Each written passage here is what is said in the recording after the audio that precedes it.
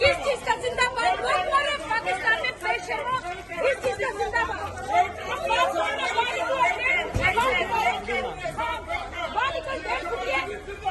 शहबाज शरीफ चोर, शहबाज शरीफ चोर, गाड़ी में बैठा हुआ चोर, बेशरम फकीर, पाकिस्तान की बर्बादी की वजह, शहबाज शरीफ पाकिस्तान की बर्बादी की वजह, तुम पाकिस्तान की बर्बादी की वजह माँ बहने उठवा रहे हो तुम, बेशरम। ये 1.5 फुटिया माँ बहने उठवा रहे, ये पाकिस्तान की माँ बहने उठवा रही है, ये 1.5 फुटिया बेशरम, ये गाड़ी में बैठा जा रहा है, डूब के मर जाओ तुम बेशरम। ये बेशरम यहाँ से निकला है, माँ बहने उठवा रहे हैं, ये सियासत करें, ये 1.5 फुटिया दफा हो गया यहाँ से। आप देख लीजिए सारे लोग यहाँ पे मौजूद है, 1.5 फुटिया निकला यहाँ पे से दफा हो गया।